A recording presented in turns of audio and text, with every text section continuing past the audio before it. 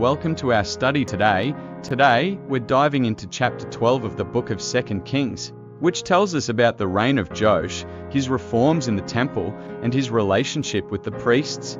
At the end of this study, we will have a special prayer to reflect on what we've learned and to draw closer to God in a devotional moment. So open your Bible to 2 Kings, chapter 12, and let's begin this moment of study and edification. Chapter 12 of 2 Kings introduces us to King Joash, who reigned in Judah for 40 years. He began to rule when he was only 7 years old, being spiritually guided by the priest Jehoiada. During this time, Joash sought to restore the Lord's temple, which was in disrepair due to the neglect of previous kings and the spread of idolatry across Judah and Israel. Joash's story is a powerful reminder of how leaders, when guided by God-fearing men and women, can have a positive impact on their people. However, we will see that the end of Joash's reign also serves as a warning about the consequences of straying from divine guidance. In the first 3 verses, we read that Joash began to reign in the 7th year of King Jehu, who ruled Israel at the same time. Joash did what was right in the eyes of the Lord throughout his life, while he was advised by the priest Jehoiada. However, the text mentions that the high places, which were sites of idolatrous worship, were not removed, and the people still offered sacrifices at these places. Here we see an important contrast. While Joash did many good things, he was not able to completely remove idolatry from his kingdom. This shows us that, even with a good leader, the heart of the people can still be inclined toward practices that go against God's will. In verses 4 to 8, Joash realized that the temple of the Lord was in disrepair and needed restoration. He ordered that all the money collected from offerings and tithes be used for this restoration. However, the priests responsible for this money were not diligent in using it for the repairs, and the temple remained in a state of disrepair. This part of the chapter highlights the importance of transparency and diligence in managing God's resources. The temple, which symbolized God's presence among the people, was being neglected, reflecting the lack of spiritual priority among the leaders and priests. Faced with the lack of progress, Joash decided to take direct action. He and the priest Jehoiada created a more efficient system for collecting funds. A chest was placed at the entrance of the temple, where people deposited their offerings. With this new method, the resources began to be managed more effectively, and finally, the temple was restored.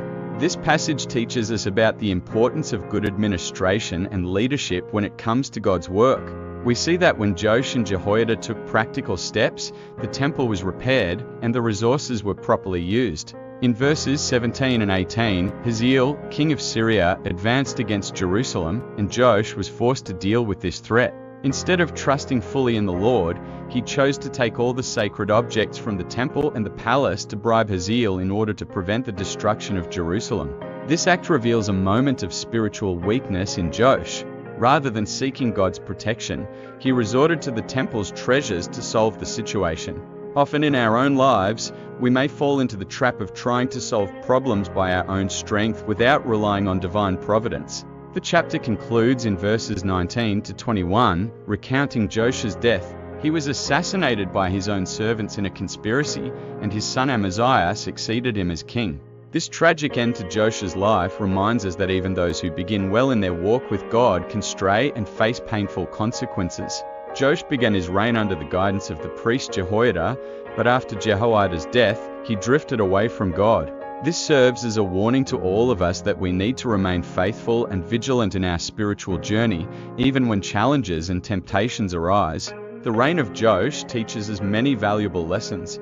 It shows us that godly leaders can bring about positive change, but we must always be attentive to our own spiritual walk. It's not enough to start well, we must persevere to the end. Moreover, Joash's story highlights the importance of trusting in God in every circumstance, not in wealth or human solutions. Now, after reflecting on this powerful passage, let's close with a moment of prayer, asking God to apply these truths to our hearts and help us trust Him in every area of our lives. Heavenly Father, we thank You for this moment of studying Your Word. Thank You for teaching us through the story of King Joash, showing us the importance of godly leadership and a persevering faith. Lord, we ask that You help us always put Your will first in our lives, that our hearts may be focused on You, and that, like Joash at the beginning of his reign, we may seek to carry out Your work with dedication and zeal. Father, we also ask that you protect us from relying on our own strength or wealth, and that in times of difficulty, we may turn to you, knowing that you are our present help in times of trouble. Just as Joash needed spiritual guidance, may we have the guidance of your Holy Spirit to always follow the path of righteousness and faith. And Lord, help us not only to start well, but to persevere to the end, trusting in you in every area of our lives. We ask and thank you in Jesus' name, Amen. May this study have edified your life and drawn you closer to God. Keep studying the Bible and seeking to grow in faith. If you enjoyed this video, share it with others so that more lives can be transformed by the Word of God. God bless you, and until our next meeting.